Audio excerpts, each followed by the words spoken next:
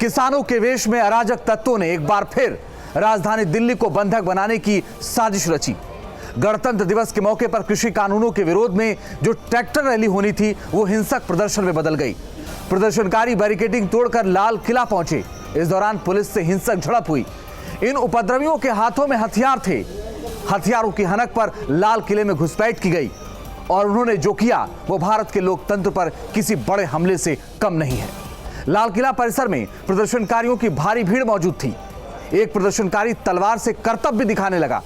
उसी वक्त लाल किले के बाहर पुलिस प्रदर्शनकारियों को ऐसा करने की कोशिश में जुटी थी, लेकिन हिंसा पर उतारू उन्मादी प्रदर्शनकारियों ने पुलिस को ही धमकाना शुरू कर दिया। प्रदर्शनकारियों ने पुलिसकर्मियों का निशाना भी बनाया। तो क्या दिल्ली में घुसा ट्रैक्टर और आंदोलन में घुसे दंगाई? आखिर अराजक आंदोलन के अपराधी कौन है? यही है आज का हमारा सबसे बड़ा मुद्दा।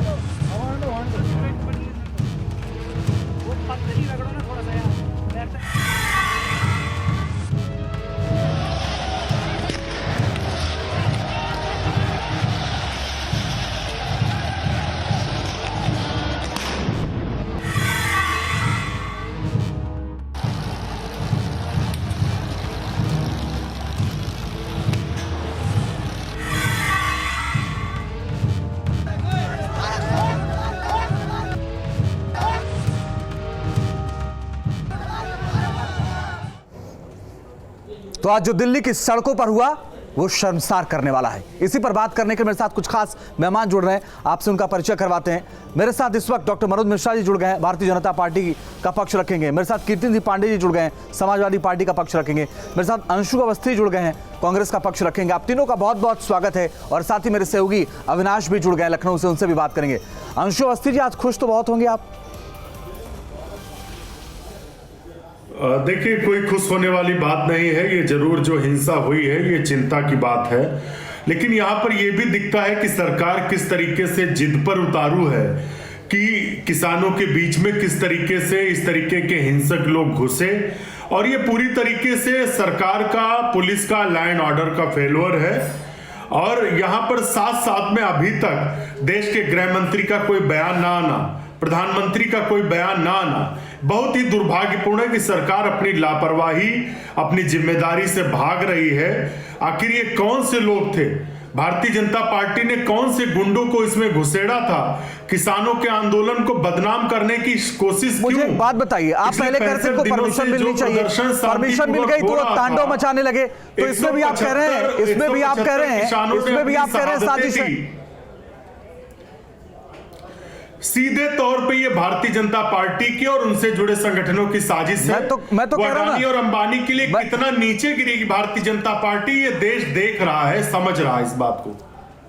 मुझे एक बात बताइए अंशु अवस्थी जी, 1 मिनट हो गया आपको बोलते हुए, एक बार भी आपके मुंह से नहीं निकला कि जिन्होंने जो किया वो निंदनीय है, उसकी आप निंदा करते हैं। एक बार भी आपके मुंह से नहीं निकला, एक बार भी नहीं निकला। में ही कहा, मैंने ओपनिंग डिबेट में इस बात को कहा कि जो चिंताजनक हो जाना सर, दिल्ली की सड़कों पर तांडव मचा, इतने लोग हंस गए वहां पर, इतने लोग हंस गए वहां पर। के प्रति सरकार संवेदनशील क्यों नहीं है, ये सबसे बड़ा विषय। आपके मुंह से एक शब्द ये नहीं निकल रहा है कि आप निंदा करते हैं। किसानों के आंदोलन को बदनाम करने की बीजेपी की साजिश है। बीजेपी के गुंडे किसानों के आंदोलन में घुसे। मुझे आप बताइए, जब 65 दिन से किसान शांतिपूर्वक प्रदर्शन कर रहा था, तो आखिर ऐसी कौन सी वो थी कि किसानों की तिरंगा यात्रा में इस तरीके से होता? किसानों की किस तरीके से पिटाई की है दिल्ली की पुलिस ने, आपने देखा है? वो ये जो हुआ दुर्भाग्यपूर्ण है, इसमें कोई दो राय नहीं। सरकार और दिल्ली पुलिस का फेलोर है, कानून व्यवस्था का। मुझे एक बात बताइए, मुझे एक बात बताइए। पहले आप कह रहे थे कि नहीं, इनको परमिशन दे दीजिए, दिल्ली पुलिस परमिशन नहीं दे रही है। अब आप ये कह रहे हैं, नहीं, ये तो साजिश है। मनोज मिश्रा जी, आप बताइए, साजिश थी क्या? ये आपकी साजिश है क्या, जो बात कांग्रेस कह रही है? बोलिए मनोज जी। कि निर्भया की जब घटना हुई थी, पूरे दिल्ली के लोग सड़कों पर निकल आए थे। देखिए, उस लॉ एंड ऑर्डर को अंजीत जी संभाला था। कांग्रेस के बाद कांग्रेस पर हम इसलिए में ऐसा कैसे हो गया, ये सबसे अंजीत जी, कांग्रेस पर हम इसलिए प्रतिक्रिया व्यक्त नहीं करेंगे कि इनका दिवाला निकल गया, दिमागिया तौर पर ये दिवाला हो गए, इनका दिवालियापन जाहिर हो रहा है कि ये किसानों के आंदोलन के कंधे पे बंदूक रख के देशद्रोहियों का साथ दे रहे हैं। आज की घटना लोकतंत्र के इतिहास का काला धब्बा है, और जो भी इसकी भर्त्सना नहीं करेगा, निंदा नहीं करेगा, उसे शामिल माना जाएगा। और लोकतंत्र के इतिहास में ये काला धब्बा है जी, लाल किला की प्राचीर पर तिरंगे के अलावा कोई और झंडा फहराया गया और दिल्ली के अंदर अराजकता फैलाई गई। इसके लिए जहां अराजकता तो जिम्मेदार है, वैसे ही जिम्मेदारी कांग्रेस और विपक्षी दलों की बनती है, जिन्होंने ये कहा था कि देश में किसानों के आंदोलन में कोई गड़बड़ी नहीं होगी। अब इनको शर्म नहीं आती है, कहते भाजपा के घुस गए थे। तो आप क्या कर रहे थे? आंदोलनकर्ताओं क्या काम था? भारतीय जनता पार्टी ने हजारों आंदोलन देश के अंदर किए हैं, पश्चिम बंगाल में कर रहे, पूरे देश में किए। अंशु अवस्थी, जवाब दीजिए। अंशु अवस्थी जी और मनोज मिश्रा जी, अराजकता हुई हो, बोलिए। अंशु अवस्थी जी, अराजकता फैलाते हैं आप लोग। तौर पर है ये भर्त्सना कीजिए आप।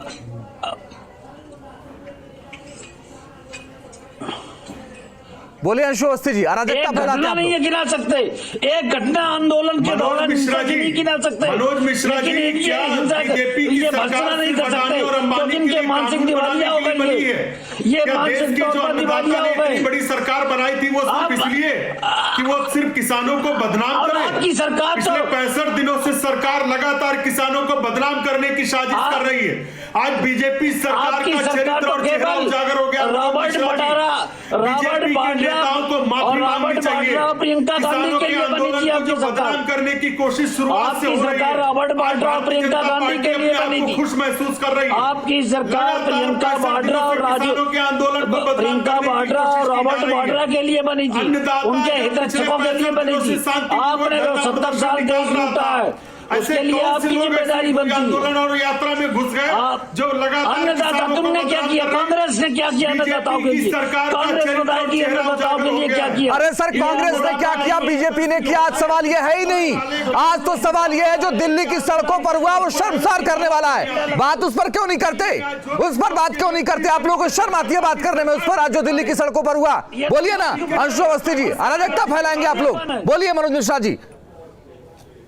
भारतीय जनता पार्टी की सरकार जिम्मेदार है इस अराजकता के लिए। ये अराजकता को बढ़ावा दे रहे हैं, ये देशद्रोही है, ये देशद्रोही है, देशभक्त नहीं कर सकते नहीं। ये सत्ता के लालच में देश को खंड खंड कर चुके हैं और फिर सत्ता के लालच में देश को खंड खंड करना चाहते हैं। ये खालिस्तानी तत्वों के साथ खड़े, ये देश विरोधी तत्वों के साथ खड़े, ये देश के गद्दारों के साथ खड़े, जो लाल किला पर तिरंगा की जगह कोई दूसरा झंडा फहराते उनके साथ खड़े। मनोज मिश्रा जी, आज बीजेपी का चरित्र और चेहरा उजागर हो चुका है। ये द्रोही है, ये अन्नदाता नहीं हो सकते और इनको पूरा देश अन्नदाता नहीं मान सकता। अरे वोट की राजनीति की भी एक सीमा होती है, उससे ऊपर निकल के रहो। वोट की राजनीति की एक सीमा होती है कांग्रेस के मित्रों, उससे बाहर रहो, क्योंकि तुम्हारा हालत इसलिए खराब हो गया।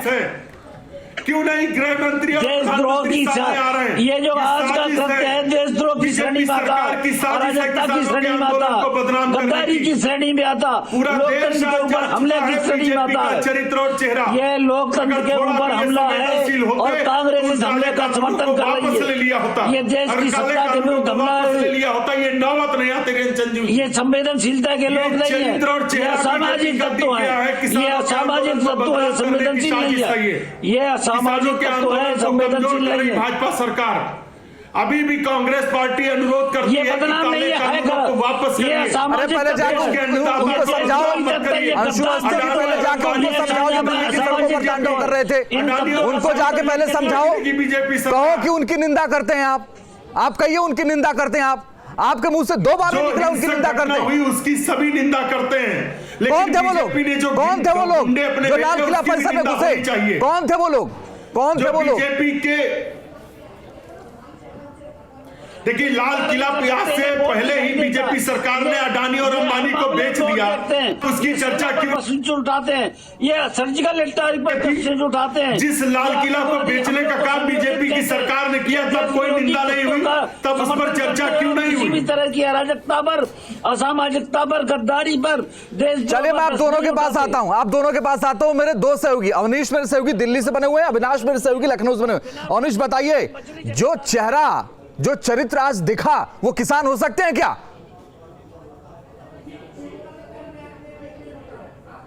आ रहा हूं कीर्ति जी। पहले आपको दिखा बता देना चाहता हूं कि इस समय मैं लाल किले के सामने हूं और जो हमारे गौरव का प्रतीक लाल किला है, 26 जनवरी का दिन है, जो जगमगाता था, आज ये अंधेरे में डूबा हुआ है।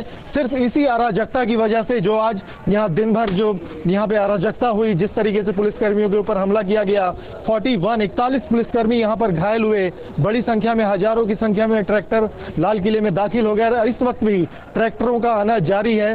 पूरा लाल किला परिसर अंधेरे में डूबा हुआ है, जो कि 26 जनवरी को जगमगाता था, हमारे राष्ट्रीय गौरव का यह प्रतीक था। लेकिन उसके बावजूद जो पुलिस बल है वो यहाँ तैनात है, संयम से काम ले रहा है, लगातार किसानों से वार्ता कर रहा है जो आंदोलनकारी है। हालांकि अब तो उनको किसान कहते भी बहुत अजीब सा लगता है, लेकिन उन्हें समझाया जा रहा है कि आप यहाँ से इस जगह को खाली कर दें और वापस अपने जो बॉर्डर एरिया है उस तरफ लौट जाएं। तो ये जो दिन भर जो घटनाक्रम चला, मतलब ये वाकई ऐतिहासिक और बेहद शर्मनाक है कि किस तरीके से यहाँ पे जो पुलिस चौकी थी उसको तोड़ फोड़ दिया गया, 41 पुलिसकर्मियों को घायल किया गया और जो यहाँ पे करीब 200 बच्चे जो कि सांस्कृतिक कार्यक्रम में भाग लेने आए थे, आर्टिस्ट थे, उनको बंधक बन गए वो इस ट्रैक्टर रैली और जो किसानों ने जिस तरीके से इस पूरे लाल किले को घेरा और अंदर इसमें दाखिल हो गए, जिनको पुलिस ने अभी शाम के समय रेस्क्यू करवाया है। तो वाकई ये हमारे लोकतंत्र के लिए जो यह काला धब्बा रहा आज का दिन जो है ऐतिहासिक। और सबसे बड़ी बात है, जब तक कल तक हम देख रहे थे कि किसान लगातार मीडिया को भी ये बता रहे थे कि वो किस तरीके के उनके इंतजाम है, उनके पुलिस से सहमति बनी है, वो शांतिपूर्ण तरीके से अपना मार्च निकालेंगे, अगर कहीं कोई प्रॉब्लम होती है तो उन्होंने हेल्पलाइन नंबर भी जारी किए थे। लेकिन कल शाम से ही जिस तरीके से ट्रैक्टरों ने दिल्ली में घुसना शुरू किया और आज सुबह से सिंघू बॉर्डर और टिकरी बॉर्डर से जो ट्रैक्टरों का काफिला उन रूट्स पर चला जिनके बारे में किसी ने उम्मीद नहीं की थी, लाल किले पे ये ट्रैक्टर हजारों की संख्या में आ जाएंगे, ऐसा बिल्कुल नहीं सोचा गया था और ये सब कुछ अप्रत्याशित था। जब ये सारी चीजें हुई तो पुलिस भी एक बार को समझ नहीं पाई कि कैसे, जब इसमें हल्का बल प्रयोग किया गया तो उधर से रिवल्ट हुआ, उधर से पुलिस पर हमला हुआ, दोनों तरफ से झड़प हुई और हमने बहुत सारी जगहों पर पुलिस को पीछे हटते हुए देखा। हालत ये थी कि बहुत जगहों पे हमने देखा कि पुलिसकर्मी अपनी जान बचाकर भाग रहे थे, मीडिया कर्मियों पे हमला हुआ। ये हमने भी देखा अवनीश की बहुत मुश्किल था और मैं तो ये कहूंगा पुलिस ने बहुत संयम बरता। मैं आ रहा हूं अंशु अवस्थी जी, आपके पास पूरा मौका दूंगा, आप 5 मिनट बोले लेकिन काम का कुछ नहीं बोले। कीर्ति पांडे जी, मैं एक बात आपसे समझना चाहता हूं, मैं देख रहा था सर, कीर्ति पांडे मैं देख रहा, अखिलेश यादव का एक भी ट्वीट नहीं आया कि किसानों की आड़ में इन बल भाइयों ने जो किया वो गलत था। एक भी ट्वीट नहीं है सर, एक भी ट्वीट नहीं है अखिलेश यादव का।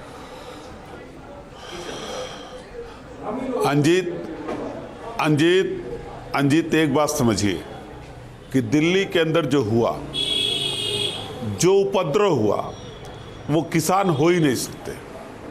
ये बात स्पष्ट रूप से जानिए कि जो उपद्रवी हैं वो किसान नहीं हो सकते और जो इस देश का किसान है, जो इस देश का अन्नदाता, उपद्रवी नहीं हो सकता। और दूसरी बात जो सबसे महत्वपूर्ण अंजीत, कि दिल्ली के अंदर ट्रैक्टर रैली की अनुमति किसने दिया? दिल्ली पुलिस कमिश्नर ने दिया, जो भारत सरकार के गृह मंत्रालय के अधीन है। उनका, मैं तो ये कह सकता हूं कि उनका इंटेलिजेंस पूरी तरीके से फेल्योर है। सर मुझे एक बात बताइए, उनकी सूचना तंत्र पूरी मुझे एक बात तरीके से फेल्योर बताइए, है। अगर नहीं देते तो आप अगर कहते किसी भी परमिशन नहीं दे जुलूस रहे, को, यही अंशु अवस्थी कह रहे थे नहीं परमिशन मिलना चाहिए। पहले पूरी बात सुनिए आप, मैं आपके एक सवाल का जवाब दूंगा। सवाल मैंने पूछा, अखिलेश यादव ने एक भी ट्वीट क्यों नहीं किया? मैं एक सवाल का जवाब दूंगा, लेकिन सबसे महत्वपूर्ण सवाल है अंजित, मैं एक सवाल का जवाब दूंगा, लेकिन पहले आप सुनिए मेरी बात। नहीं, पहले आप मेरी बात सुनिए। नहीं, पहले आप मेरी बात सुनिए। नहीं, गलत बात। नहीं सर, मेरी आप बात सुनिए। नहीं सर, अगर नहीं सर, मैं आपकी बात सुन रहा हूं। मैं कह रहा हूं, अगर आप कह रहे हैं इंटेलिजेंस फेलियर था तो था सर, पुलिस था सर, इंटेलिजेंस को अंदाजा होना चाहिए था कि कहां जाएंगे ये किसान। किसी भी जुलूस को अनुमति दी जाती है तो सर मैं आपकी बात से सहमत हूं, लेकिन मुझे यह तो बता दीजिए अखिलेश यादव को नहीं दिखा दिल्ली में क्या हो रहा है, सिर्फ आपको दिख रहा है ये। अंजित, अगर किसी भी तरीके से मैं आपको जो कर रहा हूं पहले वो सुनिए, मैं अखिलेश यादव की बात का जवाब दूंगा, लेकिन अगर किसी भी तरीके से किसी भी जुलूस को अनुमति दी गई। मनोज मिश्रा जी बताइए ना, आपका इंटेलिजेंस क्यों फेल हो गया सर? आपके पास तो बहुत बड़ा तंत्र है ना, आप तो दावा करते ना बड़े बड़े। अमित शाह जी को इस्तीफा देना चाहिए आज। अंजीत जी, इस्तीफा देना चाहिए आज।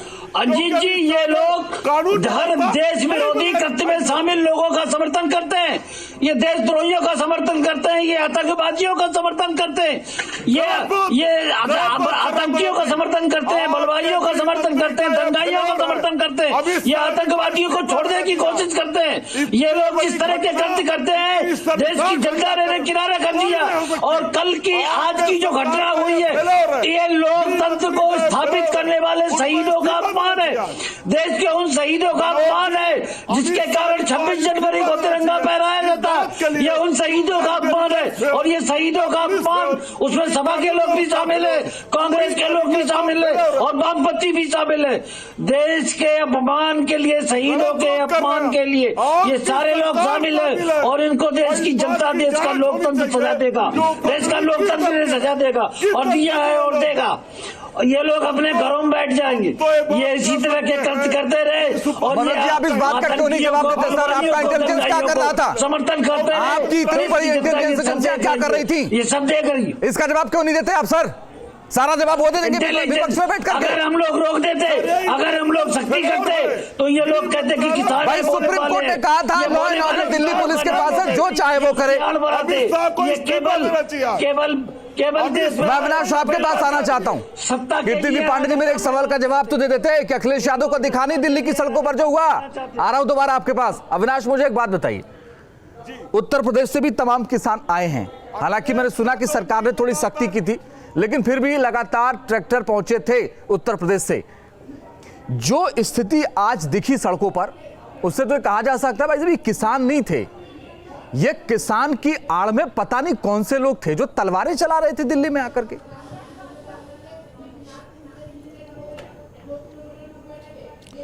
बिल्कुल सही कहा आपने अंजीत। देखिए, जो पहला आपका सवाल था कि यूपी से भी कुछ किसान आए थे, तो निश्चित तौर पर जो वेस्टर्न यूपी के कुछ ज़िले हैं वहाँ के कुछ लोग हो सकते हैं, लेकिन अगर इस पूरे किसान आंदोलन के असर की बात करें पूरे यूपी में, तो ना तो अवध में इस आंदोलन का कोई असर मुझे आज तक दिखा, ना ही बुंदेलखंड में दिखा, और ना ही पूर्वांचल में दिखा।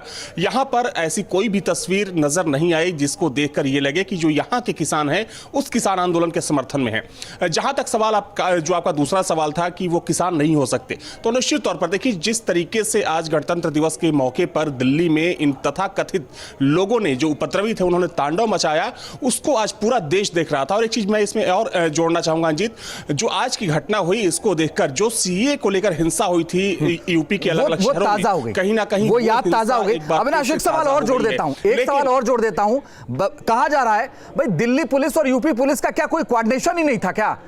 क्योंकि कहा ये तो ये भी जाता ना 26 जनवरी और 15 अगस्त को दिल्ली में परिंदा भी पर नहीं मार सकता। आज जो हुआ उससे तो यही लग रहा है इंटेलिजेंस फेलियर था ही, कोऑर्डिनेशन की भी कमी थी। देखिए, जहां तक सवाल यूपी के लॉ एंड ऑर्डर का है, तो इस किसान आंदोलन को देखते हुए जो प्रभावित और जो संवेदनशील जिले हैं अंजीत, उसको वहां पर जो व्यवस्थाएं थी, जो बंदोबस्त थे, पहले कर लिए गए थे। हालांकि अगर हम जो सीमावर्ती जिले हैं, चाहे हम बागपत की बात करें, मुजफ्फरनगर की बात करें, मेरठ की बात करें, तो वहां पर अतिरिक्त सुरक्षा बल थे, उनकी तैनाती की गई थी। और यूपी पुलिस की एक कोशिश थी कि आज के दिन या आज से एक दिन पहले यानी कल की बात करें तो जो यहां के लोग हैं ट्रैक्टर लेकर वहां पर ना जा पाए। हालांकि कुछ लोग सफल जरूर हुए, लेकिन जहां तक सवाल इंटेलिजेंस फेल्योर का है, तो निश्चित तौर पर देखिए, इतनी बड़ी संख्या में, इतनी बड़ी तादाद में जो लोग कहीं ना कहीं अपना एजेंडा लेकर लाल किले की तरफ आगे बढ़ रहे थे, तो दिल्ली पुलिस को ऐसा लगता है अविनाश की पूरा प्री प्लान था। ये ऐसा लगता है अविनाश की पूरी का पूरा जो प्री प्लान था और उसी हिसाब से फिर हुआ।